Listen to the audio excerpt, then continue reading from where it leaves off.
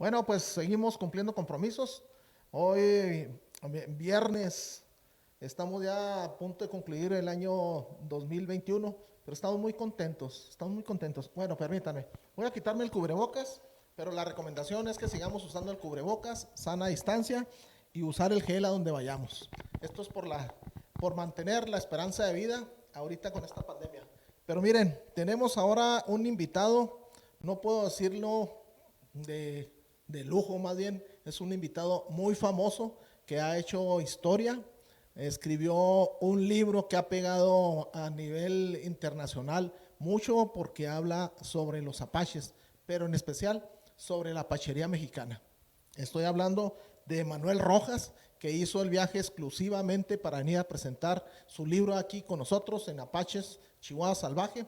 Viene desde Mexicali, él radica por aquellos rumbos, pero antes de que lo presentemos, quiero agradecerle a Memo Gutiérrez Jr., que está aquí al frente del área técnica, y bueno, su servidor Manuel Salcido presenta en estos momentos y le da la bienvenida a Manuel Rojas. Manuel, muy buenas tardes. Muy buenas tardes al público siempre amable de Chihuahua. Con el gusto de siempre, desde 2005 he sido un viajero recurrente a esta parte, a la capital, y bueno, a la parte, también debo decirlo, colindante con el estado de Sonora, desde lo que es el municipio de Galeana hasta Ciudad Juárez, precisamente en función de mi trabajo sobre la pachería mexicana. Gracias por invitarme. Gracias, Manuel, por haber aceptado. Bueno, Manuel es un investigador que se ha especializado principalmente, no es el único trabajo que tiene, pero se ha especializado exclusivamente y es en donde ha destacado sobre la apachería. Él recorre gran parte del estado de Chihuahua y gran parte del estado de Sonora haciendo investigación de primerísimo nivel. Estamos muy contentos. Les voy a mostrar el libro. Ya es conocido de muchos de ustedes. Le voy a pedir aquí a Memo que me diga si estamos presentándolo aquí bien. Este es el libro Apaches, Fantasmas de la Sierra Madre, de Manuel Rojas. Tú dime. Ok. Bueno, este es un libro escrito a conciencia. Estamos hablando ya de la tercera edición, pero ahorita que platiquemos con Manuel, pues que nos dé un poquito más de detalles porque trae algunos comentarios muy buenos que los quiere hacer aquí con nosotros. Manuel, platícanos primeramente, ¿en dónde radicas? ¿A qué te dedicas? ¿Y qué andas haciendo en Chihuahua? Bueno, mira, yo radico desde los 9 meses de nacido en Baja California. Sin embargo, mi niñez la pasé en un pequeño pueblo que se conoce en Baja California y en Sonora como el kilómetro 57. ¿Por qué se conocen ambos estados? Porque la mitad del pueblo pertenece a Sonora y la mitad del pueblo a Baja California. Eh, Fue precisamente al transcurrir mi infancia que tuve la fortuna, por mi madre, maestra rural, de adentrarme en el estudio de la historia de frontera, de la frontera norte específicamente de nuestro país. Me tocó convivir con algunos niños que, por ejemplo, me llamaba mucho la atención. Había en la primaria algunos niños del apellido Machichi. Bueno, muchos años después, al estar estudiando en la Facultad de Ciencias Políticas e interesarme como investigador de campo en la historiografía, me di cuenta que el apellido Machichi Sí. en realidad se deriva de una palabra apache que es machichil, machijil, que quiere decir niño llorón o niña llorona. Oh, Machichil es niño llorón o niña llorona. sí. También me llamaba mucho la atención que algunos niños en los intercambios que teníamos en la escuela primaria, algunos niños que procedían de escuelas por ejemplo, de Caborca, de Altar, Sí. eh, cuando había un conflicto, un pleito de esos de niños, de que te espero afuera de la escuela, llamaban, Sí nos ca- tocó. llamaban cabulla al pleito. Pues cabulla es una palabra apache que significa pleito. Por otro lado, en el estado de Sonora, muy cerca de Agua Prieta, lo que actualmente es Agua Prieta, que en el siglo XIX se llamaba Vilchicuy, que en apache y ópata es una palabra compartida por los dos dialectos, significa agua hedionda, agua prieta, agua turbia. Sí. Entonces, a escasos kilómetros de Vilchicuy hay un pueblito que se llama, desde el siglo XVIII, que se llama Cabullona, que quiere decir mujer peleonera, Ok. en apache. Bueno, Y puros nombres bélicos, ¿no? sí, sí. Pura camorra, pura. Bueno, hay otro término en la toponimia de Sonora. Sí, Hay algunos nombres apaches. Muy cerca de la misión de Cocóspera, fundada por los jesuitas en el siglo, a fines del siglo XVII y todavía vigente en el siglo XVIII, la misión de Cocóspera, está un paraje llamado Cuitaca o Cuicata, porque se escribe de las dos maneras. sí. Y en apache significa arboleda. Aún más, está, pues en el periodo de la Revolución aparece Cananea. Aparece Cananea como un lugar frecuentemente citado por la huelga de Cananea, Sí, claro. pero Cananea ya existía desde antes y Cananea con algunas pequeñas variantes, esa palabra significa lugar de caballos en apache, en apache. Sí, qué Luego, interesante. aparte, en la llamada Sierra Alta de Sonora, que el padre Quino en el siglo, a fines del siglo XVII, el padre Eusebio Quino escribió su único libro, una especie de memoria, Sí, que se llama Favores Celestiales, Crónica de la Pimería Alta. Y en 3 párrafos de páginas distintas, pero escritas de propia mano por el padre Quino, sí. se habla, lo que actualmente en Sonora se conoce como Sierra Alta, el padre Quino le llama Sierra del Chiricahua. Ahora, déjenme decirles que la palabra Chiricahua es el antecedente de Chiricahua. Sí, claro. Y Chiricahua, una de las acepciones precisas que tiene, significa gente de montaña. Es decir, está hablando de esa tribu de los chiricahuas como montañeses, Ok. gente que Sí, vive en las montañas. montaña. Eso significa Chiricahua. Entonces, resulta que en la Sierra Alta de Sonora hay 2 pueblitos pequeños, pero existen, están en la topografía de Sonora y obviamente en la toponimia también. Sí, claro, claro. Uno de ellos se llama Tarachi, que Tarachi. fue un capitancillo apache del siglo XVIII, aunque el nombre original era Tarachil, pero se quedó en Tarachi.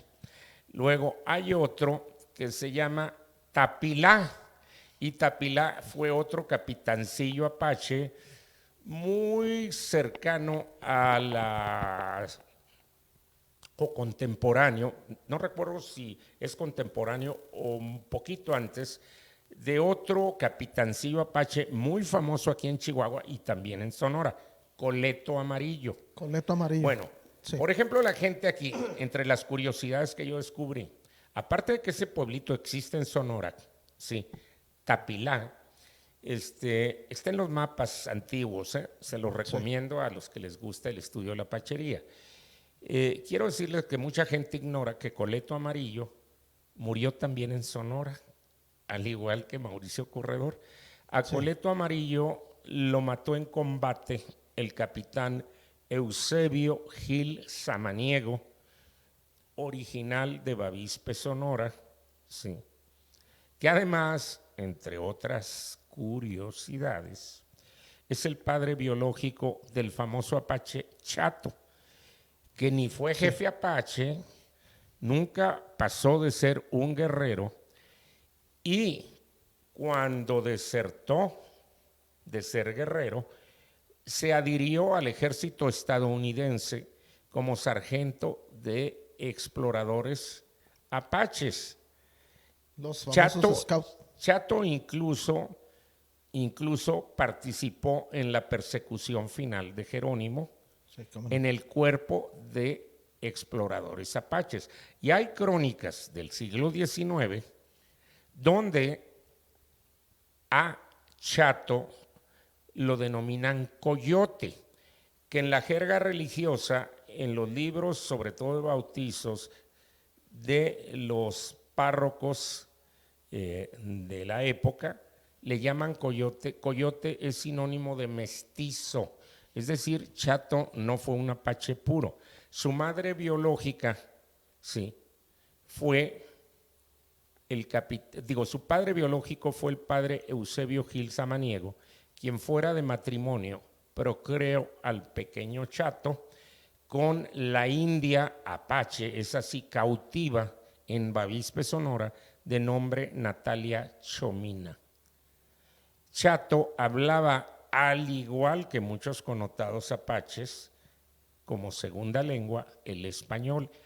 Y cuando fue adherido a la persecución final de Jerónimo en la Sierra Madre, Sí, sí, sí. aunque este término les puede parecer redundante, pero no es casual que lo haya escogido para el título de mi libro, fue adherido precisamente por conocer los recovecos, los cañones, los senderos de la Sierra Madre en Sonora, donde fue la persecución final de Jerónimo y Nacho, hijo de Cochís, a los cuales estaba a su vez adscrito, pero ya en condiciones muy lamentables, el viejo capitancillo Nana, que también tuvo nombre cristiano.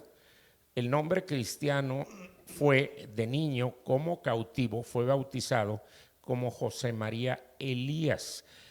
Y José María Elías, o Nana, como se le conoce en la bibliografía estadounidense, en Sonora fue conocido como el Apache Elías. Pero el Apache Elías y Nana son la misma persona. Oye, Manuel, déjame hacerte una pregunta. Lo que nos estás platicando, lo que nos estás narrando, te pregunto, ¿está en tu libro? Sí. Bueno, pues fíjense nomás que es súper interesante.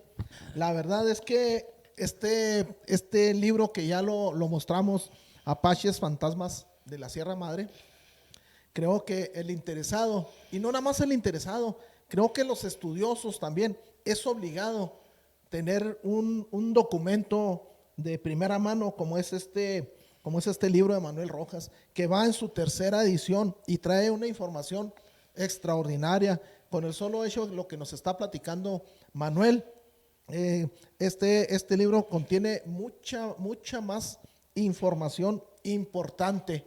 Yo quisiera, Manuel, que nos narraras algo más. Es que, oye, empiezas a platicar y ya no se desprende uno, pero ¿qué otra información así contundente, muy fuerte traes Bueno, en tu libro? mira, primero quiero aprovechar, a raíz de la publicación del primer libro de este título, Apaches Fantasmas de la Sierra Madre, pues se hizo una avalancha, se volvió a poner de moda el tema, porque después de la publicación de este libro, que fue editado aquí, coeditado por el Sí. Instituto Chihuahuense Cultura y el Instituto Sonorense Cultura. La primera edición es de las dos entidades oficial.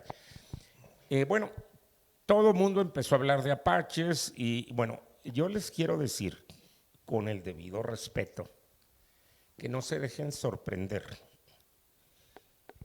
Por ejemplo, hay una serie de charlatanes que a sabiendas de que la historia es una ciencia, de repente tergiversan en relatos un tanto novelados situaciones insostenibles en el campo de la evidencia documental.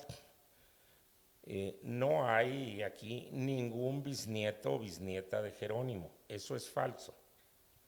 Ahora, es muy fácil que ustedes no se dejen sorprender. Les voy a explicar por qué. A propósito de Jerónimo, les quiero comentar que en Fort Sill, Oklahoma, limítrofe con el estado de Texas, y en la reservación Mezcalero de Nuevo México, hay descendientes de Jerónimo.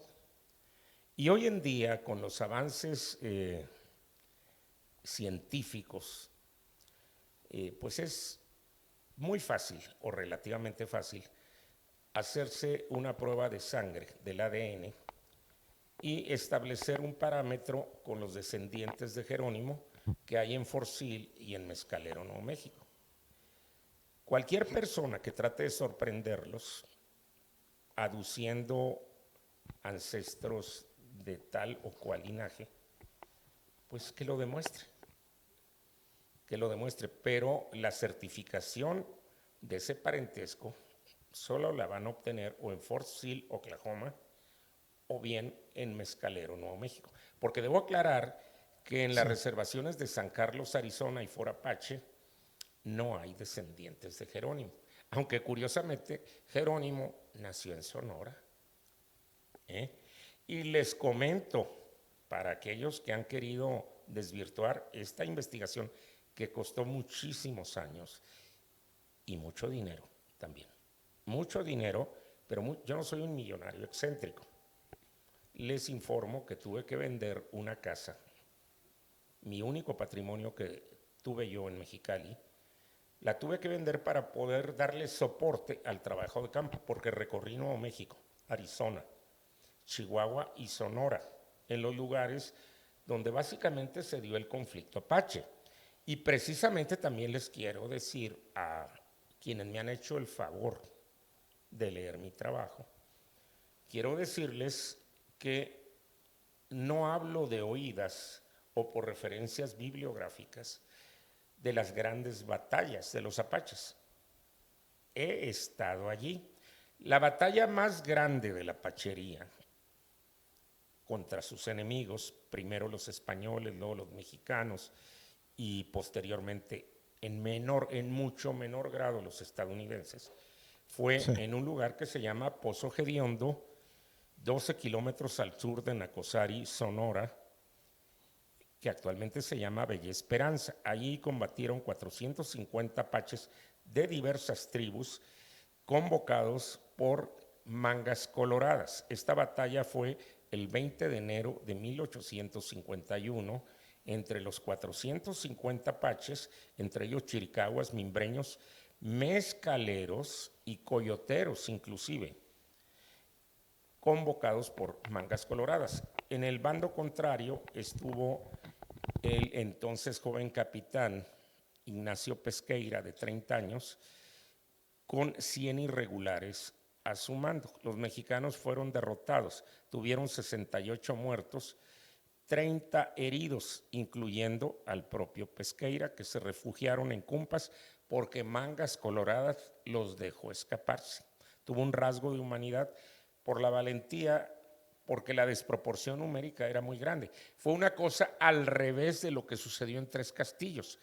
Tres Castillos en realidad fue una masacre porque los rifleros de Terraza eran 350, según las fuentes originales, contra tan solo 72 guerreros apaches. Es decir, era una desproporción de 4.5 hombres contra un solo apache. Sí. Fue una masacre, además que los sitiaron en el pequeño cerro donde se refugiaron los apaches. Estos detalles vienen explicados en este libro, en las páginas de este libro. Por supuesto, también debo decirles que este libro se ha presentado en Estados Unidos, en foros de Texas, de Nuevo México, de Arizona. Y cuando estoy hablando de foros, estoy hablando de foros académicos, en universidades y en consulados, en sedes consulares de México y Estados Unidos. Y en Arizona especialmente recuerdo la dada en el Cochise College, en Douglas, Arizona, condado de Cochise, donde el público fue básicamente anglosajones, estadounidenses. Se les dio ¿cómo se llama? Diadema de traducción simultánea. Para la traducción. Sí, Sí. y la mayoría de los asistentes eran autores de libros sobre apaches, pero de Estados Unidos. Manuel, permíteme. Quiero comentarles que este libro, Apaches, Fantasmas de la Sierra Madre, de Manuel Rojas, fue presentado aquí en Chihuahua. Yo recuerdo al profesor Rubén Beltrán, Sí. cronista de la ciudad, que presentó este libro en el Museo Republicano. Y luego también fue presentado en Casagrandes. Pero una cuestión muy importante, por eso te interrumpí, Manuel. Manuel se presentó en el Honorable Congreso de la Unión, Sí. en Ciudad de México. O sea, ahí ante los diputados presentó este libro que, así como les digo, está haciendo historia. Pero a mí me gustaría, Manuel, de cualquier manera, mira, alguna gente se conecta, se está conectando, a veces no tiene la oportunidad de ver el programa completo, pero me gustaría que les proporcionáramos un teléfono para aquellos que están interesados en el documento, en este libro tomado de fuentes primarias, para que lo puedan adquirir. ¿Cómo la ves? ¿Cuál es el teléfono al que podrían Bueno, hablar? también les quiero, ya ven ustedes que hoy día, cuando uno agarra un especial de un pasajero, lo limitan, se los digo porque yo vengo costeando con mis propios recursos, ninguna institución oficial me está cubriendo mis gastos, ni de avión, ni de hotel, ni de alimentos. Pero también nos limitan a 10 kilogramos. Es decir, uno trae equipaje de mano y no puede excederse 10 kilogramos. Entonces, pues es muy, afortunadamente vine por 4 días hábiles. Yo llegué el martes por la noche, me voy mañana en la tarde-noche de regreso. Entonces esos 10 kilos los tuve que combinar entre libros y entre equipaje. Entonces nada más me traje 10 libros, ya vendí 5. Entonces traigo 5, la firma es gratis, ya lo sabe. Entonces mi teléfono, yo voy a estar disponible al público en general el día de hoy y el día de mañana hasta las 3 o 4 de la tarde como máximo. Y tendrían que contactarme personalmente al 686-140-8153. De corrido, 686-140-8153. De todos modos, lo vamos a poner ahí en un cintillo. Aquí le vamos a pedir a Memo Gutiérrez Jr. que nos apoye con este tema. Oye, Manuel, en lo que seguimos platicando, a ver, coméntame algunos de los contratiempos que hayas tenido algún bloqueo en cuanto a la investigación, que no te permitan el acceso a algún archivo, a algún templo, o no sé, algo también especial sobre esto. Fíjate que sobre eso no. Afortunadamente, yo lo único que sí me gustaría, sobre todo a las jóvenes generaciones, hago el énfasis, creo mucho en los jóvenes como agentes de cambio. Les voy a comentar algo. Hay unos archivos parroquiales interesantísimos, pero que voy a usar un ademán utilizando los recursos teatrales, que fueron sustraídos o robados, aunque se escuche más rudo. Me refiero a los archivos parroquiales lejanos, Chihuahua. No confundir con los archivos presidiales. Son dos tipos de archivos diferentes. Sí. Los archivos presidiales sí existen, tienen más de 15,000 documentos e incluso el Centro INAH Chihuahua los digitalizó desde 2007. Los archivos presidiales. Pero los más interesantísimos son los archivos parroquiales, sobre todo los de bautizos. ¿Por qué?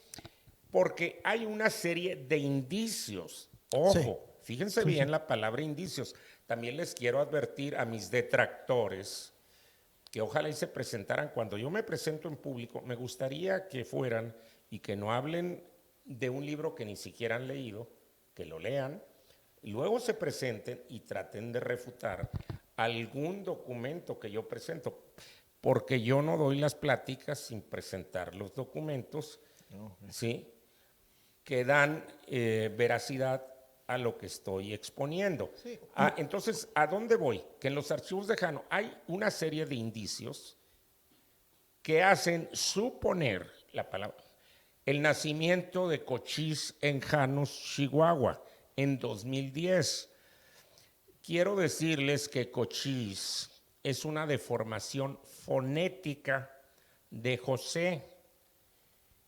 Cochís en 1872 fue presentado en lengua española y con auxilio de un intérprete al general, ahorita se me olvida el nombre, pero no el apellido, Howard, que en ese momento era el comandante militar del territorio de Arizona.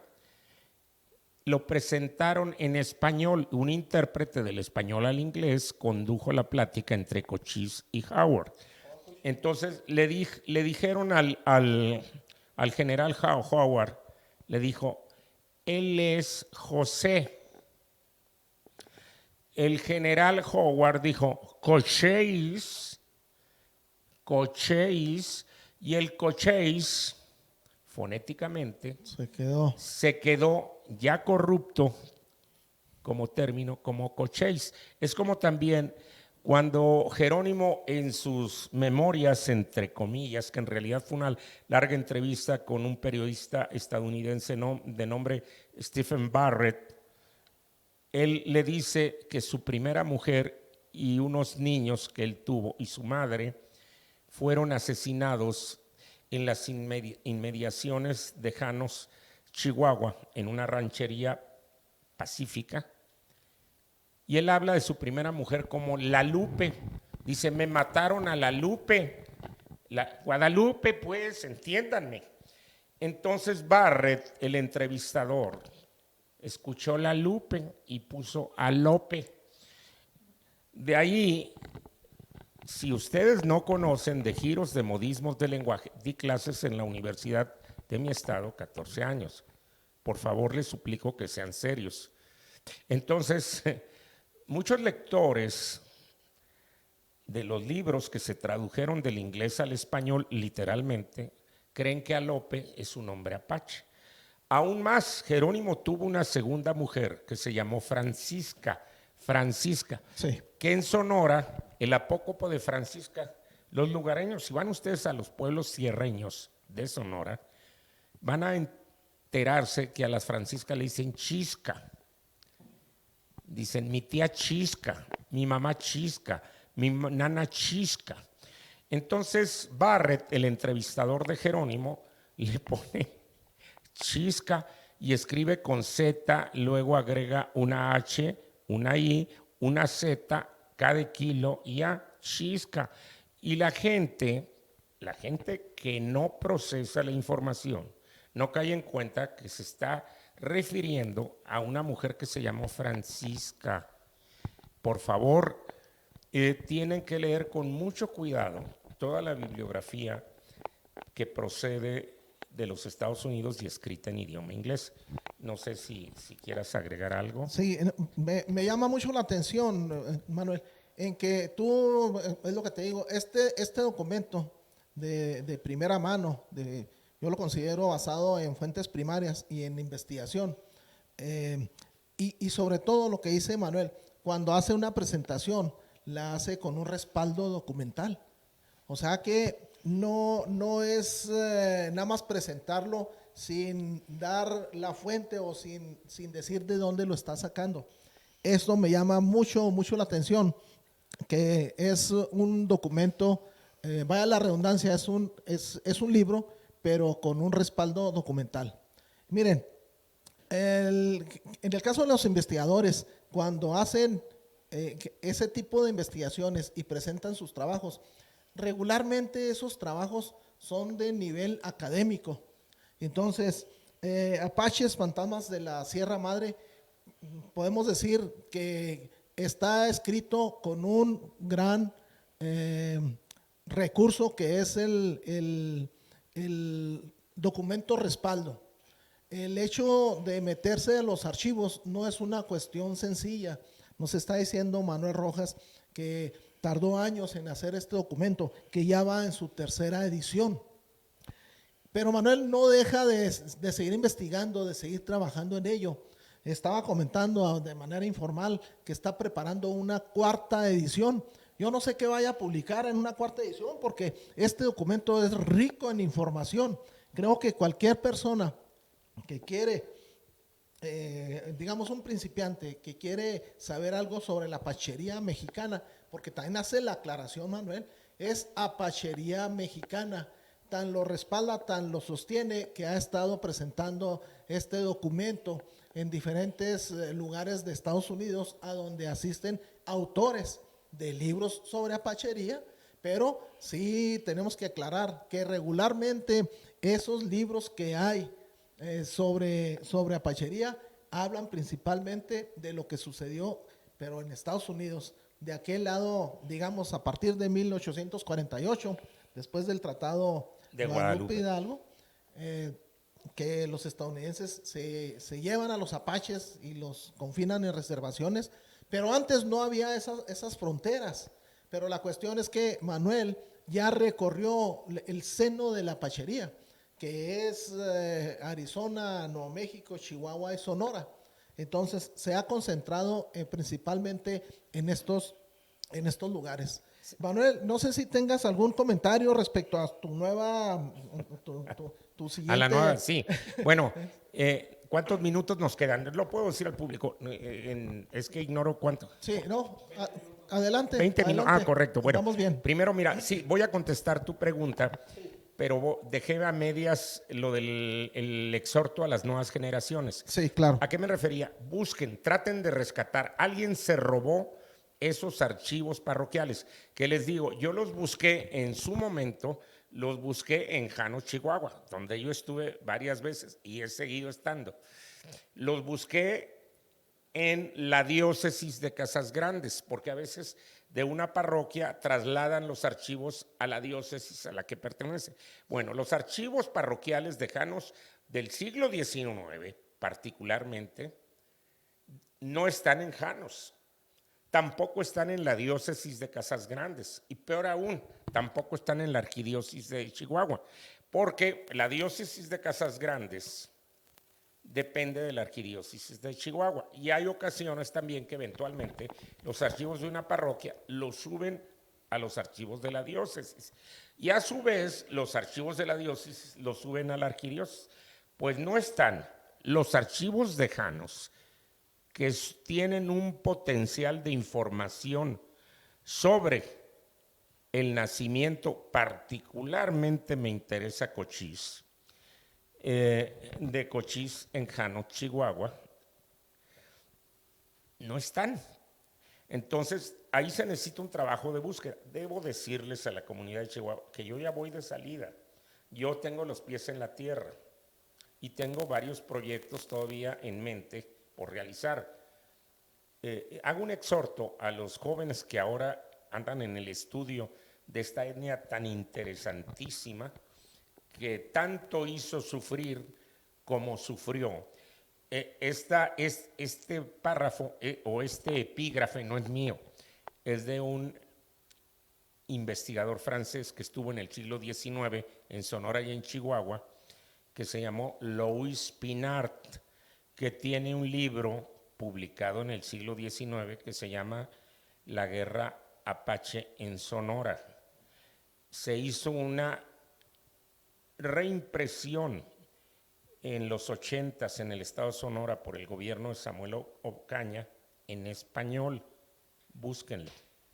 Se van a enterar de cosas muy, muy interesantes, sobre todo que van a ubicar a Jerónimo como lo que fue.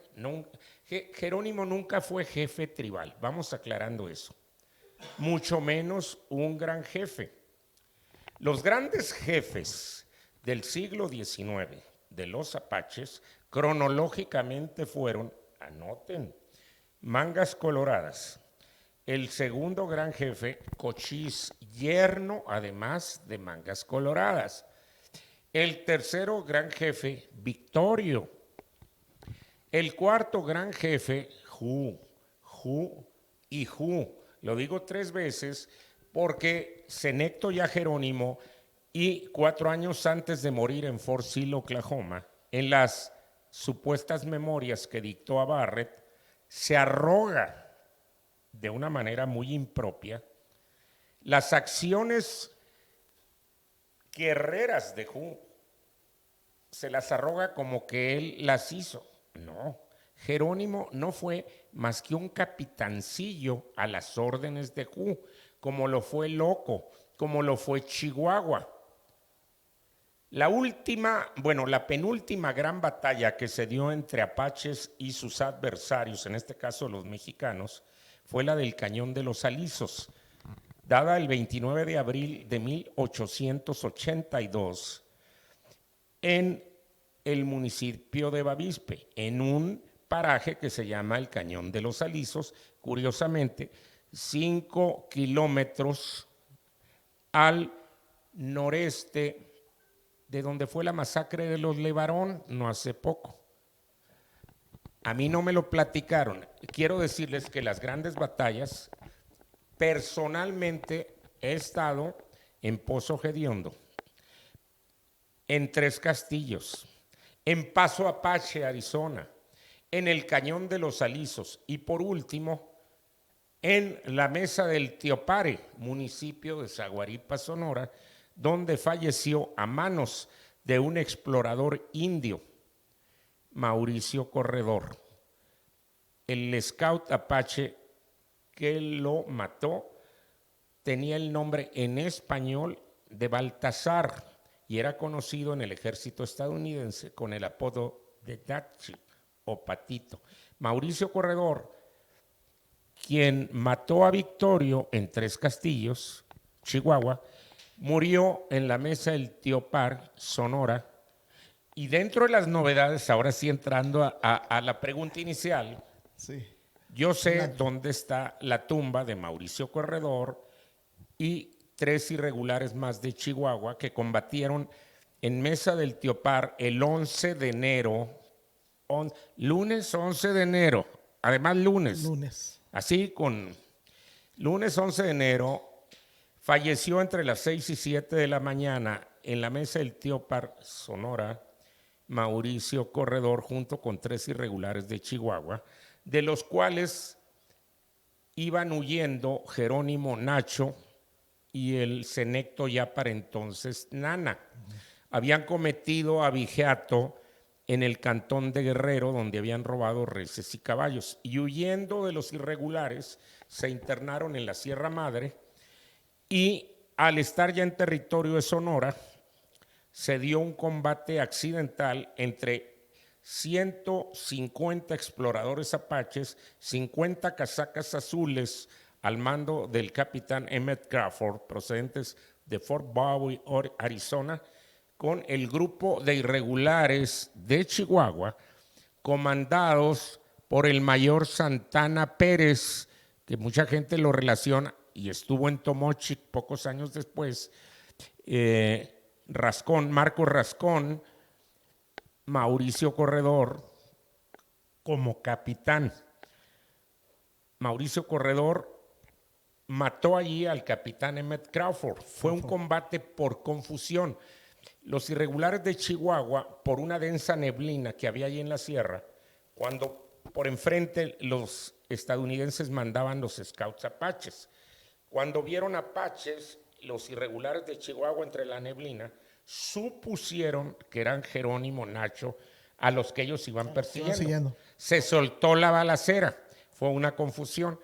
Al aclararse el día, después de que el combate terminó, que por cierto lo ganaron los irregulares de Chihuahua, en inferioridad numérica, porque los irregulares de Chihuahua, hay 2 versiones. Una, la más creíble, que eran 38. La menos creíble, dicen que eran 50. De todos modos, eran, en el mejor de los casos, 50 contra 200. Pues imagínense nada más, los de Chihuahua les pegaron a los scouts apaches. Esa fue la última gran batalla.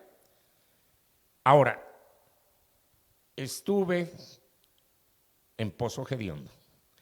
estuve en Fort Apache, digo en Paso Apache, estuve en Tres Castillos, estuve en el Cañón de los Alisos y estuve en Mesa del Tío Pare. Entonces, no hablo de oídas. Claro. Oye, Manuel, pues mira, qué interesante. Y bueno, yo te voy a hacer un reconocimiento eh, público aquí con nuestra audiencia, en el sentido de la invitación que haces tú, primero en tu condición, por la cuestión de la edad, pero sobre todo la invitación a los jóvenes estudiosos, a los jóvenes estudiantes, de aquí de Chihuahua, de Ciudad Juárez. En Juárez, en la UACJ, pues están egresando jóvenes de la carrera de licenciado, la licenciatura en Historia. Aquí en Chihuahua, en la Facultad de Filosofía y Letras, en la Universidad Autónoma de Chihuahua, están egresando jóvenes con la licenciatura en Historia. Aquí tenemos la ENA, la Escuela Nacional de Antropología, y también ahí se han organizado inclusive algunos seminarios sobre apachería. Entonces, es importante lo que dice Manuel, que los jóvenes interesados, porque es un área que no pueden dejar de ver en estas carreras, que es historia y antropología, no pueden dejar de ver la apachería.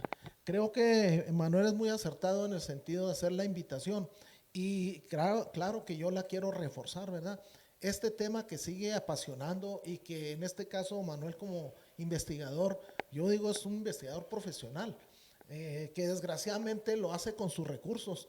No hay pues esas grandes inversores como en el caso de otras universidades de otros países que destinan una gran cantidad para para la investigación. Aquí no hay eso.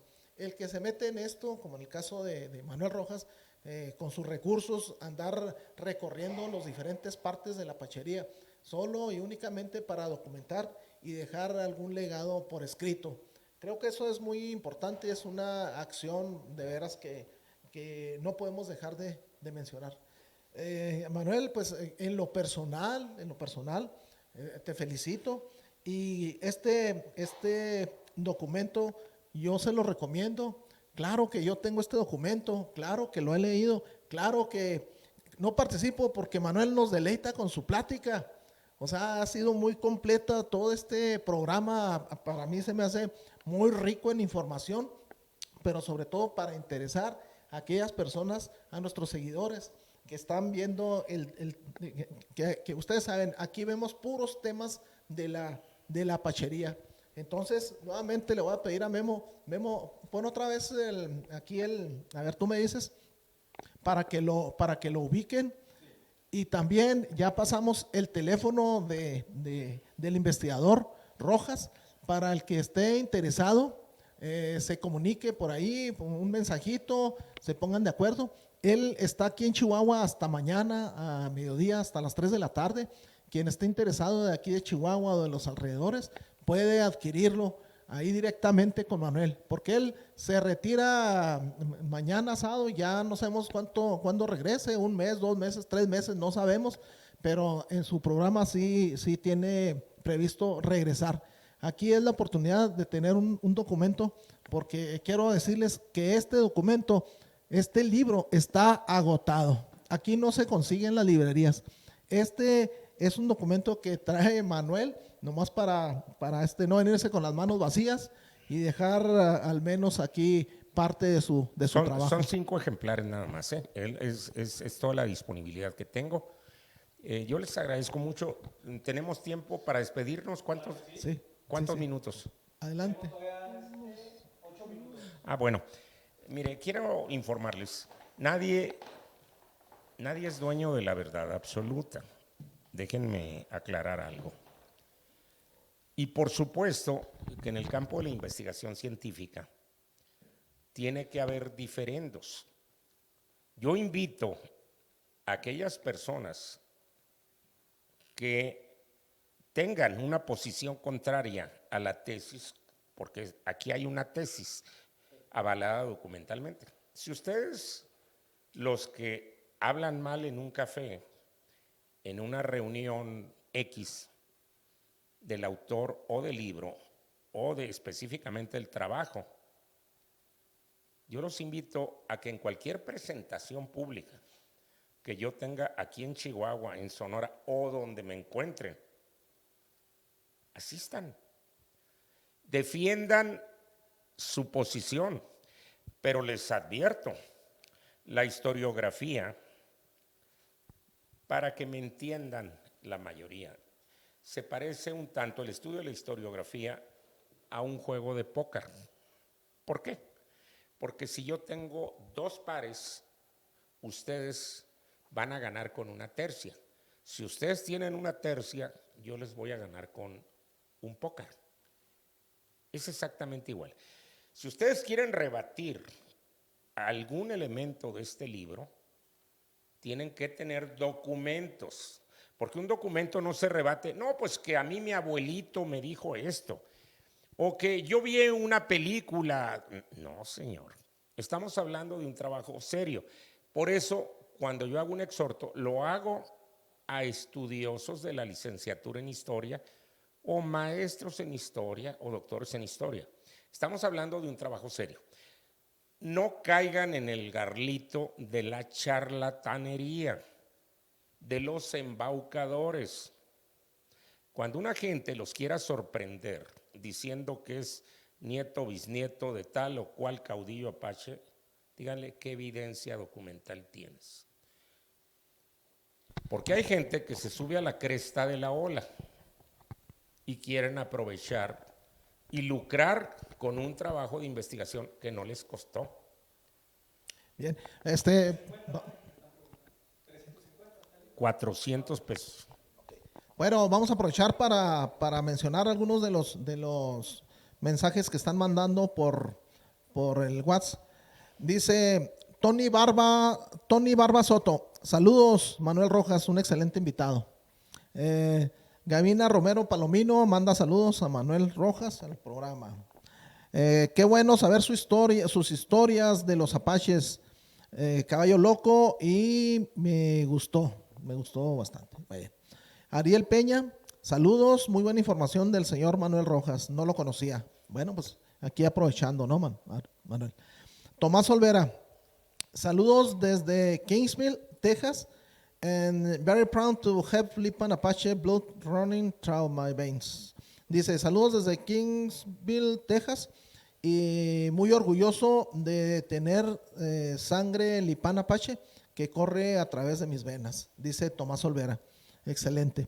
Jaime García dice, las puntas de flecha mal hechas son primitivas. Y luego sigue Jaime García, el cambio climático afectó la vida de los apaches. Y Roger Perroni dice, ¿dónde se puede adquirir el libro en Chihuahua? Bueno, Roger, usted que está viendo el programa, ahí estamos transmitiendo el teléfono de Manuel para que le marque, para que le mande un mensajito por WhatsApp y se pongan de acuerdo a ver en dónde se lo entrega, en dónde pasa usted por el libro. Entonces, igual a nuestra audiencia les decimos, ahí estamos transmitiendo el teléfono de Manuel Rojas únicamente trae cinco libros. Bueno, quiero aclarar que en Mexicali, Baja California, donde yo resido, tengo todavía una caja con 32 libros sobre apaches. En este caso, también puedo remitir por paquetería, ya sea aérea o terrestre, el libro, claro, cobrando el plus del envío. Entonces, al mismo teléfono, ustedes me pueden llamar. Yo no estaré ya físicamente aquí en Chihuahua, sino hasta mañana sábado.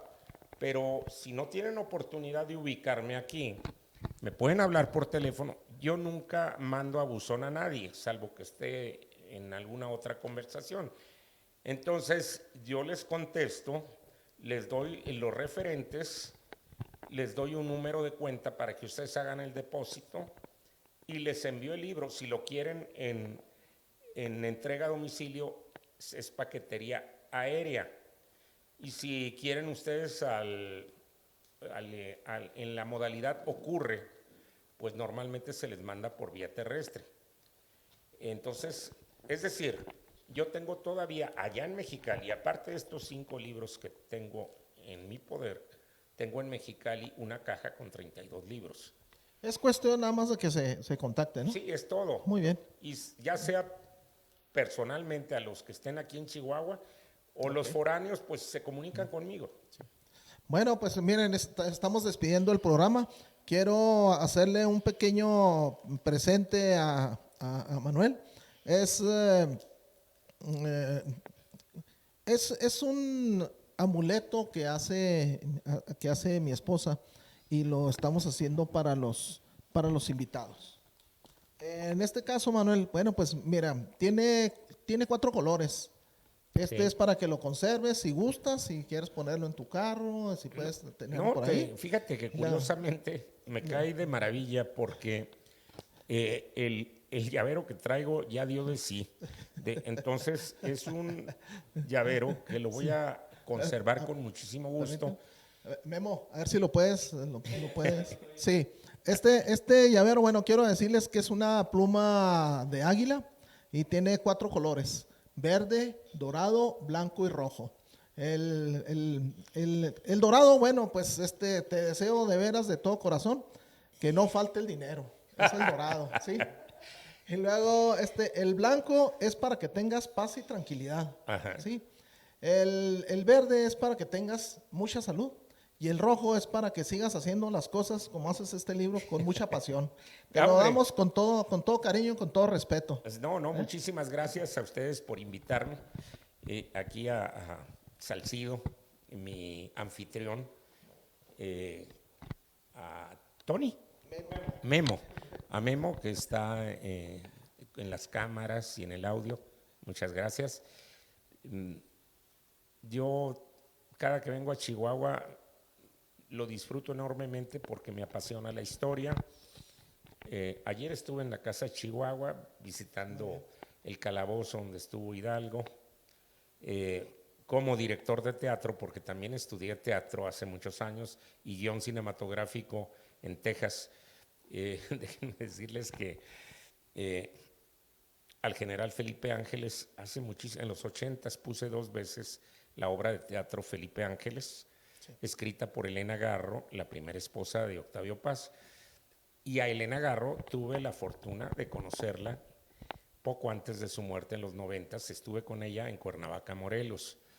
Entonces, estar en Chihuahua para mí es un regocijo, pero les aclaro, más que estar en las ciudades, cuando yo estoy en la montaña, yo soy un montañés en esencia. Y también debo decir algo, y no ando, yo nací en Guadalajara, Jalisco, en mis venas no corto, yo no voy a sorprender a nadie, pero sí Muy quiero bien. decirles que Chisca, la segunda mujer de Jerónimo, lo abandonó.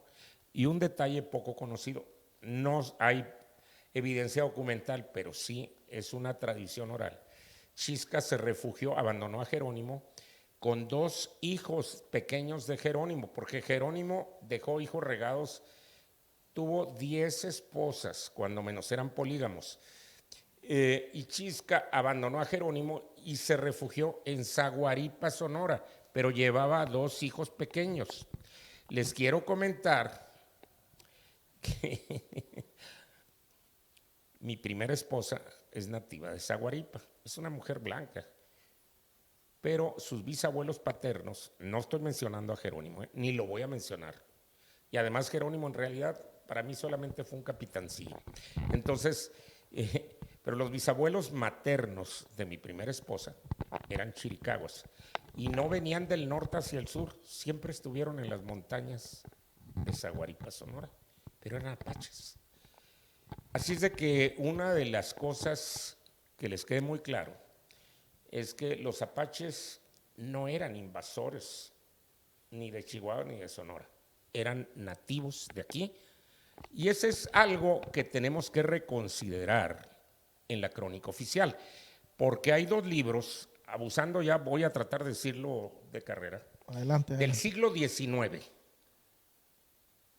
publicaciones oficiales del gobierno de Chihuahua y de Sonora. Los libros se pueden encontrar aún aquí, uno de ellos, Noticias Estadísticas del Estado de Chihuahua. Aquí Sí. lo encuentran en las librerías de prensa. Es una publicación oficial del siglo XIX, 1837. Ahí en ese libro, publicación oficial del gobierno, se van a enterar que los apaches son contemplados como nativos de Chihuahua. Pero en Sonora hay otro libro similar que tiene igual título, Noticias Estadísticas del Estado de Sonora, también publicación oficial, de 1850. Y su autor es José Francisco Velasco. Por favor, no sigan repitiendo las tonterías de los autores estadounidenses que se quieren arrogar a los apaches como nativos americanos. En esos dos libros oficiales del siglo XIX, del gobierno de Chihuahua y del gobierno de Sonora, aparecen los apaches como nativos tanto de Sonora como de Chihuahua. Y otra más, viene hasta su definición étnica. No hablan de pieles rojas. Dicen, en los dos libros se van a encontrar con lo siguiente. Los apaches son de piel morena. Y si ustedes van hoy día a las reservas de Mezcalero, de San Carlos, de Fort Apache, y van a las oficinas de los consejos tribales, que son las autoridades, se van a llevar la sorpresa que muchos miembros de los consejos tribales, que son las autoridades de las reservas, tienen apellidos como Hernández, Gabilondo. ¿Cómo es que si son nativos americanos tienen apellidos en español? Esa es una reflexión que los invito a hacer y no caigan en el garlito de seguir llamándoles nativos americanos. La tesis de mi libro es esa: recuperar a la nación apache como nativos de México. De nuestro mapa etnográfico deben aparecer los apaches como nativos de Chihuahua, de Sonora y de Coahuila, porque ya estamos hablando de los lipanes. Es todo, muchas gracias y perdón por extenderme. No, al contrario, bueno, pues miren nomás qué interesante, ese fue el prólogo, ya terminamos con eso. La verdad es, bueno, quiero agradecer a Memo Gutiérrez Jr. El apoyo técnico y su servidor Manuel Salcido transmitiendo para Apaches, Chihuahua Salvaje. Le deja la puerta abierta para la siguiente vez o cuando nos diga Manuel Rojas que quiere venir a platicar aquí con nosotros en el programa, con todo gusto, abiertas las puertas. Gracias, pasen buenas tardes.